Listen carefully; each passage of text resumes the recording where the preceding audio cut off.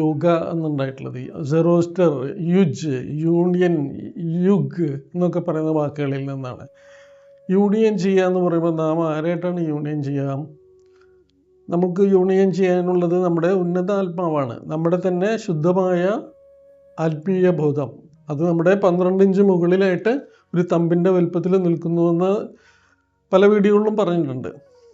ഈ തമ്പ് എൻ്റെ വലുപ്പം എന്നുള്ളത് അത് പെർമനൻ്റ് അല്ല, അത് വലുതായി വരാം.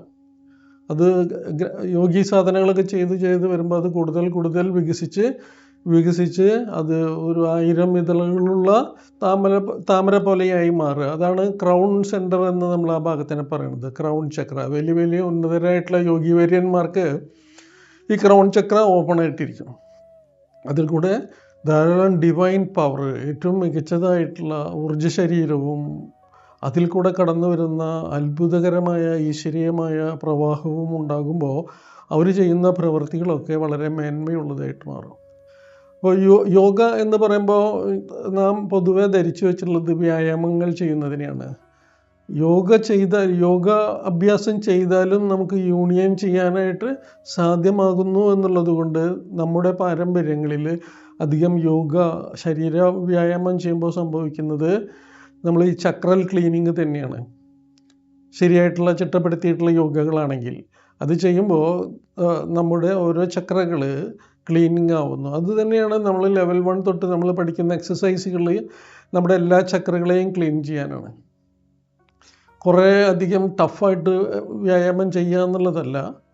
അത് നമ്മുടെ ഓരോ ക്രൗൺ ചക്ര തൊട്ട് എല്ലാ ചക്രകളെയും, ബേസിക് ചക്ര, മെയിൻ ചക്ര ഒക്കെ ക്ലീനിങ് ചെയ്ത് അതിലത്തെ അഴുക്കുകളൊക്കെ ഇറാഡിക്കേറ്റ് ചെയ്ത് ശക്തിപ്പെടുത്തുക എന്നുള്ളതാണ് അതിൻ്റെ പർപ്പസ്. അപ്പോൾ യോഗ ചെയ്യുമ്പോൾ ആളുകൾ യൂണിയൻ കിട്ടാനായിട്ട് അവർക്ക് ഒരു യോഗിയായിട്ട് തീരാനായിട്ട് സാധിക്കുന്നു. അങ്ങനെ യോഗാഭ്യാസം ചെയ്യുന്നത് കൊണ്ട് മാത്രമൊന്നല്ല, അന്ന് അത് ചെയ്തിരുന്ന ആളുകൾ ആ വഴിക്ക് അവർക്ക് പരിണാമം ഉണ്ടായിക്കൊണ്ടിരുന്നു, എവല്യൂഷൻ ഉണ്ടായിക്കൊണ്ടിരുന്നു എന്നുള്ളതാണ്. മറിച്ച് ഭക്തിയോഗം, ആരാധനകൾ, പ്രാർത്ഥനകൾ, രാമ ഭജനങ്ങൾ, ദൈവികമായിട്ടുള്ള ഭജനകളൊക്കെ ചെയ്ത് അതിൽ ആനന്ദത്തിൽ ഇരുന്ന് അത് ഭജിച്ച് പ്രാർത്ഥിക്കുന്നതിനെയാണ് ഭക്തിയോഗം എന്ന് പറയുന്നത്. അതുപോലെ തന്നെ ജ്ഞാനയോഗ എന്ന് പറഞ്ഞാൽ നമ്മൾ അറിവിൻ്റെ തലത്തിനെ എക്സ്പാൻഡ് ചെയ്യാണ്. പല മെത്തേഡിൽ കൂടെ നമുക്ക് ഈ അച്ചീവിങ് വണ്ണസ് വിത്ത് നമ്മുടെ ഉന്നതാത്മാവുമായിട്ട് നമുക്ക് ബന്ധം സ്ഥാപിക്കാനും അതിൽ കൂടെ അത് കൂടുതൽ മികച്ചതാവും തോറും അത് ഈശ്വരീയമായ ബന്ധവുമായിട്ട് ഈശ്വരീയതയുമായിട്ട് ബന്ധം സ്ഥാപിക്കപ്പെടുന്നു. അപ്പം ജ്ഞാനയോഗ അറിവുണ്ടാക്കുക, പഴയ സംസ്കൃതികളിൽ കൂടെയും ശരിയായിട്ടുള്ള യോഗി ഗുരുക്കന്മാരിൽ നിന്നും അറിഞ്ഞെടുത്ത അറിവുകൾ സ്പഷ്ടമായി മനസ്സിലാക്കി അതിലെ ധ്യാന പരിശീലനങ്ങൾ, അറിവിൻ്റെ ബുക്സൊക്കെ വായിച്ച് അറിവുള്ള സ്പിരിച്വൽ ബുക്സ് വായിക്കുക. അങ്ങനെ നമുക്ക് പല കാര്യങ്ങളെയും മനസ്സിലാക്കാനായിട്ടുള്ള ഒരു അവബോധത്തിലേക്ക് നമ്മുടെ കോൺഷ്യസ്നെസ് എക്സ്പാൻഡ് ചെയ്യുക എന്നുള്ളതാണ്. വായിക്കുക എന്നതിൽ കൂടെ ഉണ്ടാകുന്ന ജ്ഞാനയോഗ. അല്ലാതെയും ജ്ഞാനം ഉണ്ടാകാം. കൃത്യമായ ഒരു യോഗി സാധനയിൽ ചിട്ടയായിട്ടുള്ള വ്യായാമങ്ങളും ചിട്ടയായിട്ടുള്ള പ്രാണായാമങ്ങളും ചിട്ടയായിട്ടുള്ള ധ്യാനങ്ങളും പരിശീലിക്കുമ്പോഴും നമ്മിലെ അഴുക്കുകൾ, നമ്മുടെ ചക്രകളിലെ അഴുക്കുകളൊക്കെ എക്സ്പെൽ ചെയ്ത് റാഡിക്കേറ്റ് ചെയ്ത് പോകും തോറും നമുക്ക് എവല്യൂഷൻ ഉണ്ടായിക്കൊണ്ടിരിക്കും, പരിണാമം വന്നുകൊണ്ടിരിക്കും. അങ്ങനെ ധ്യാനത്തിൽ കൂടെ പരിണാമം ഉണ്ടായിട്ടുള്ളതാണ്. അധികം വലിയ ഋഷിവര്യന്മാരൊക്കെ എപ്പോഴും തപസ്സിരിക്കുക എന്ന് പറയുന്നത് തന്നെയാണല്ലോ ധ്യാനം എന്ന് പറയുന്നത്. അപ്പോൾ ഈ ധ്യാനത്തിൽ ഇരുന്നു കൊണ്ട് ഗുരുക്കന്മാർ ചെയ്തിരുന്ന ധ്യാന പരിശീലനങ്ങളിൽ കൂടെ അവർക്ക് ആ വണ്ണസ് കിട്ടുന്നു. അങ്ങനെ ഒട്ടനവധി തലത്തിൽ നമുക്ക് അതുമാതിരി മന്ത്രങ്ങൾ പരിശീലിക്കുന്ന ആളുകൾക്ക്, തന്ത്രങ്ങൾ പരിശീലിക്കുന്ന ആളുകൾക്ക്, അങ്ങനെ വ്യത്യസ്തമായ യോഗങ്ങൾ പഠിച്ച് മനസ്സിലാക്കി അത് ഉപാസിച്ചു കൊണ്ടിരിക്കുമ്പോഴാണ് നമുക്ക് പരിണാമം ഉണ്ടാകുന്നത്. ഇവിടെ മഹാത്മാ ചുവാക്കോക്സി തയ്യാറാക്കിയ ദ പാത്ത് ടു അർഹാറ്റ്ഷിപ്പ് എന്ന് പറയുന്ന സിലബസ് എല്ലാം ചേർന്നതാണ്. ഈ യോഗങ്ങളെല്ലാം കൂടി ചേർന്നതാണ്. എല്ലാതും ഒരേപോലെ തന്നെ അതിൻ്റെ ഏറ്റവും മികച്ചതായ തലത്തിൽ ചിട്ടയായിട്ട് സമ്പ്രദായത്തിൽ അദ്ദേഹം തയ്യാറാക്കി എന്നുള്ളതാണ് ഇവിടുത്തെ വ്യത്യാസം. കാരണം ഒരുപാട് വ്യായാമങ്ങൾ ചെയ്യാതെ ഏത് പ്രായക്കാർക്കും ചെയ്യാവുന്ന വ്യായാമങ്ങൾ ചെയ്തുകൊണ്ട് തന്നെ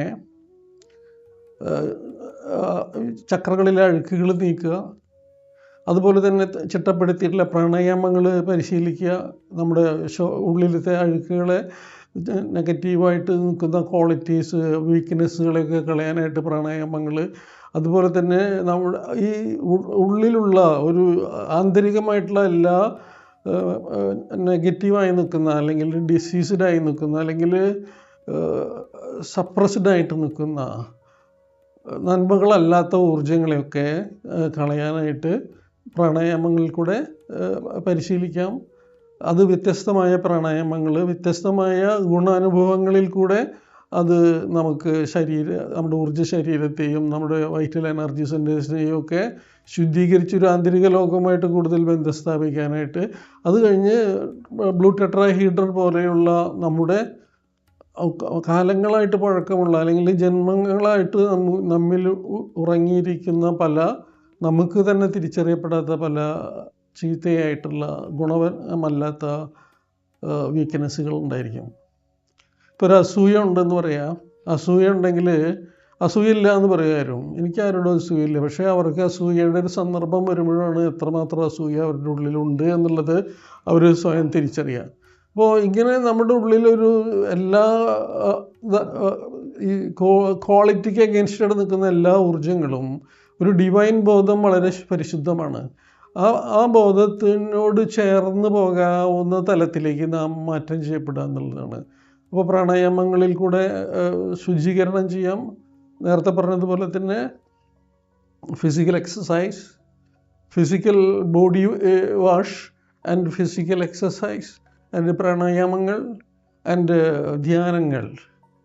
അത് ധ്യാനം ചെയ്യുന്നതിന് മുമ്പ് ബ്ലൂ ടെട്രാഹീഡ്രൻ, അത് ടിബറ്റൻ പാരമ്പര്യങ്ങളിൽ വലിയ ഉന്നത ഗുരുക്കന്മാർ ചെയ്തിരുന്ന ഒരു പരിശീലനമാണ്. അത് നമുക്ക് ദ പാത്ത് ടു അർഹർഷിപ്പിൽ കൂടെ തന്നെ നമുക്ക് പഠിച്ച് മനസ്സിലാക്കാവുന്നതാണ്.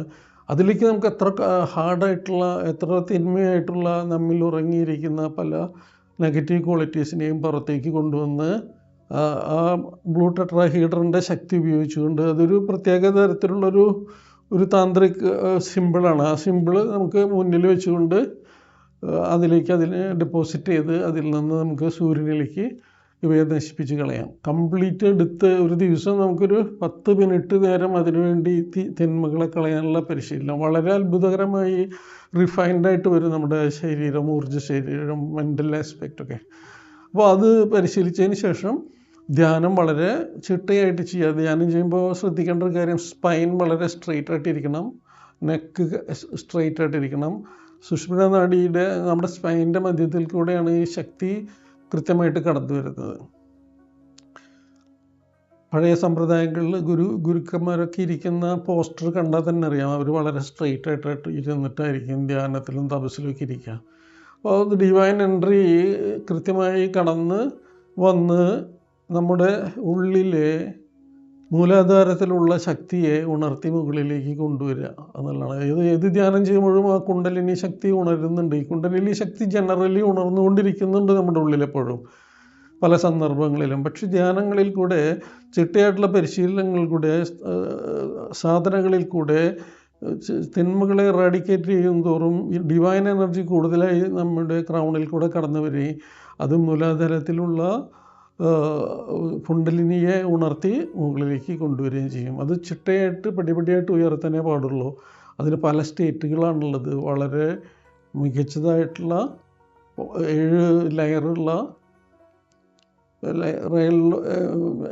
7 ലെയറുള്ള ഊർജമാണ് അത്.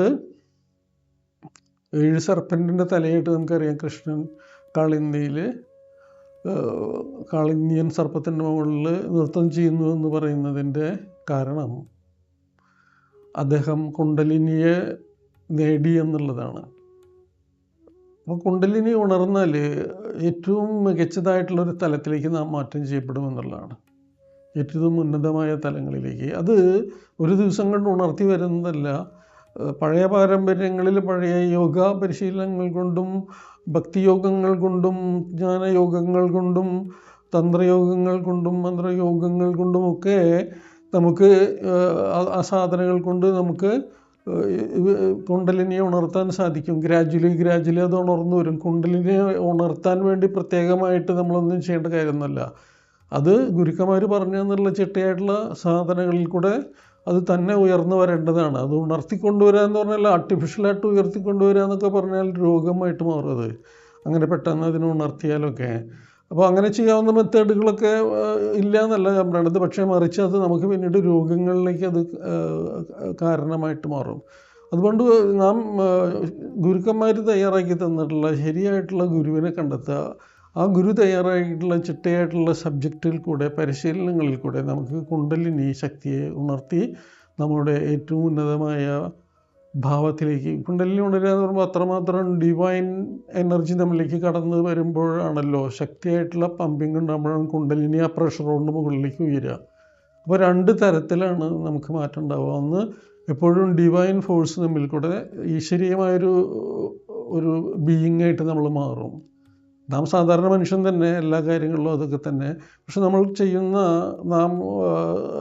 സാധാരണ നമ്മുടെ എല്ലാ ആളുകൾക്കും, ഏത് ഗൃഹസ്ഥരായിട്ടുള്ള ആളുകൾക്കും സാധാരണ ഭൗതിക ലോകത്തിൽ നല്ല രീതിയിൽ ജീവിച്ചു പോകുന്ന ആളുകൾക്കും ഈ ശക്തി ആർജിച്ച് കുണ്ടലിനി ഉണർന്ന് അവരുടെ പ്രവൃത്തികൾ അവരെന്താണോ ചെയ്തുകൊണ്ടിരിക്കുന്നത് അതിൽ ഏറ്റവും മികവുണ്ടാക്കിയെടുക്കാൻ സാധിക്കുക എന്നുള്ളതാണ്. എല്ലാ ആളുകൾക്കും ഈ സാധന ചെയ്യാന്നുള്ളതാണ്. അല്ലാണ്ട് ഇതിനു വേണ്ടി ഹീലിങ്ങിന് വേണ്ടി മാത്രം ഇരിക്കുന്നവരല്ല, മറ്റു കാര്യങ്ങൾക്ക് ഇരിക്കുന്നവരല്ല.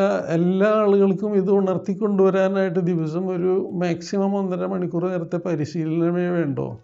1.5 മണിക്കൂർ നേരം അതിനുവേണ്ടി മാറ്റി വയ്ക്കുകയാണെങ്കിൽ നമ്മുടെ ജീവിതം വളരെ ഉന്നത തലത്തിലേക്ക് മാറ്റം ചെയ്യപ്പെടും. പടിപടിയായിട്ട് നമുക്ക് വളർന്നു വരുന്നത് കാണാം. ഒരു 6 മാസം കഴിഞ്ഞ് നാം പരിശീലനം തുടങ്ങി ഒരു 6 മാസം ചിട്ടയായിട്ട് പരിശീലിച്ച് പോവുകയാണെങ്കിൽ, 6 മാസം പഠിച്ച് നിർത്താമെന്നല്ല, പരിശീലിച്ച് നിർത്താമെന്നല്ല, 6 മാസം കഴിഞ്ഞ് നമുക്ക് നമ്മെ ഒന്ന് പുറകോട്ട് തിരിഞ്ഞ് നോക്കുമ്പോൾ ഇപ്പോഴാണ് ശരിയായിട്ടുള്ള ജീവിതം തുടങ്ങിയതെന്ന് നമുക്ക് തോന്നും. ഇപ്പോഴാണ് സ്നേഹമായിട്ടും എല്ലാം ഗുണപരമായിട്ട് മാറിക്കൊണ്ടിരിക്കുന്നത് കാണാം.